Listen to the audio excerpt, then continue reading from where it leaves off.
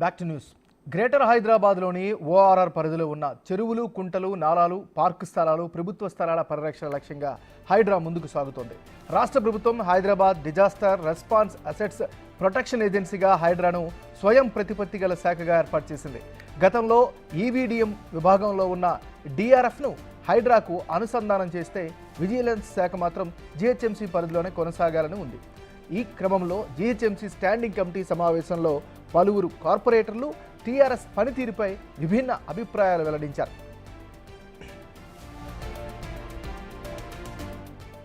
గతంలో కార్పొరేటర్లు ఫోన్ చేస్తే వచ్చే డిఆర్ఎఫ్ సిబ్బంది ప్రస్తుతం హైడ్రా కమిషనర్ పరిధిలో ఉండడాన్ని తప్పుపట్టారు. అంతేకాకుండా విజిలెన్స్ శాఖను జీహెచ్ఎంసీకి రిలీజ్ చేయలేదంటూ స్టాండింగ్ కమిటీలో చర్చలు లేవనెత్తారు. ఇటీవల జరిగిన 2 స్టాండింగ్ కమిటీ మీటింగ్లోనూ కార్పొరేటర్లు హైడ్రాపై ఇదే స్థాయిలో మండిపడుతూ జీహెచ్ఎంసీ కమిషనర్ ఆమ్రపాలి దృష్టికి సమస్యను తీసుకెళ్లి పరిష్కరించాలని డిమాండ్ చేశారు.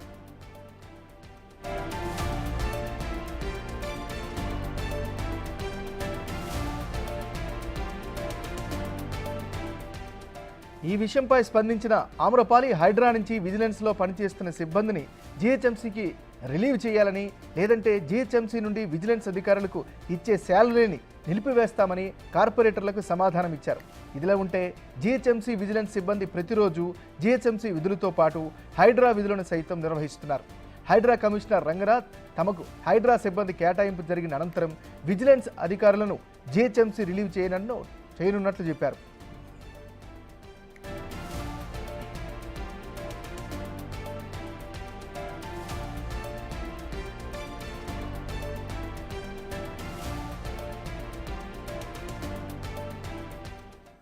గ్రేటర్ హైదరాబాద్లోని ఓఆర్ఆర్ పరిధిలో ఉన్న చెరువులు, కుంటలు, నాలాలు, పార్కు స్థలాలు, ప్రభుత్వ స్థలాల పరిరక్షణ లక్ష్యంగా హైడ్రా ముందుకు సాగుతోంది.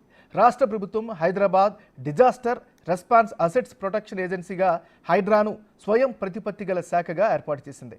గతంలో ఈవీడీఎం విభాగంలో ఉన్న డిఆర్ఎఫ్ను హైడ్రాకు అనుసంధానం చేయగా విజిలెన్స్ శాఖ మాత్రం జీహెచ్ఎంసీ పరిధిలోనే కొనసాగాలని ఉంది. ఈ క్రమంలో జీహెచ్ఎంసీ స్టాండింగ్ కమిటీ సమావేశంలో పలువురు కార్పొరేటర్లు టీఆర్ఎస్ పనితీరుపై విభిన్న అభిప్రాయాలను వెల్లడించారు. ఇదే అంశానికి సంబంధించి మరింత తాజా సమాచారాన్ని మా రిపోర్టర్ రాంప్రసాద్ లైవ్లో అందిస్తారు. రాంప్రసాద్, చెప్పండి.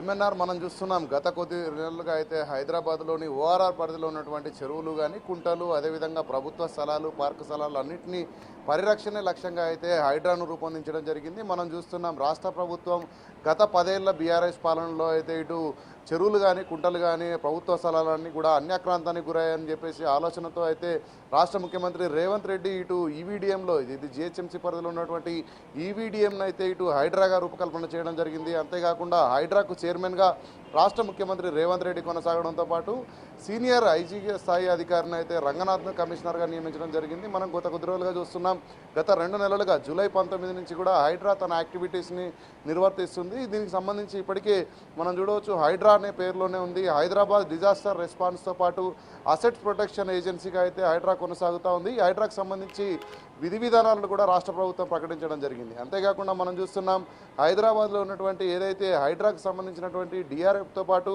అదేవిధంగా ఇప్పుడు మనం చూస్తున్నాం ఈవీడీఎంలో ఉన్నటువంటి డిఆర్ఎఫ్ను అయితే ఇటు హైడ్రాకు అనుసంధానం చేయడంతో పాటు ముఖ్యంగా విజిలెన్స్ విభాగం ఏదైతే ఉందో, అంటే ఏదైనా శాఖకు సంబంధించినటువంటి వివరణ కోసం ఇటు జీహెచ్ఎంసీ కమిషనర్ పరిధిలో పనిచేయాల్సినటువంటి విజిలెన్స్ శాఖ గతంలో ఈవీడీఎంలో కొనసాగిన నేపథ్యంలో అక్కడి నుంచి అయితే ఇంకా రిలీవింగ్ అనేది చేయలేదు. ప్రస్తుతం ఈ యొక్క విజిలెన్స్ శాఖకు సంబంధించినటువంటి అధికారులు, వారికి ఉన్నటువంటి కార్యాలయాలు అక్కడ ఈవీడీఎం హైడ్రాలో ఉండడం కారణంగా అయితే మనం ప్రస్తుతం అక్కడి నుంచే విధులు నిర్వర్తిస్తున్న పరిస్థితి. ఈ క్రమంలోనే మనం చూస్తున్నాం, ఇటీవల జరిగినటువంటి స్టాండింగ్ కమిటీ సమావేశంలో కానీ, గతంలో జరిగినటువంటి స్టాండింగ్ కమిటీ సమావేశంలో సభ్యులుగా ఉన్నటువంటి కొంతమంది కార్పొరేటర్లు అయితే ఏదైనా విపత్తులు ఏర్పడినప్పుడు ఇటు డిఆర్ఎఫ్ను గతంలో నేరుగా ఫోన్ కాల్ ద్వారా అప్రోచ్ అయ్యే పరిస్థితి ఉండే. కానీ ప్రస్తుతం దాన్ని హైడ్రాకు అనుసంధానం చేయడం కారణంగా ఇటు మనం చూస్తే చాలా సర్కిళ్లలో ఉన్నటువంటి పరిస్థితులపై అయితే వారికి నేరుగా వివరించలేనటువంటి పరిస్థితి ఉంది.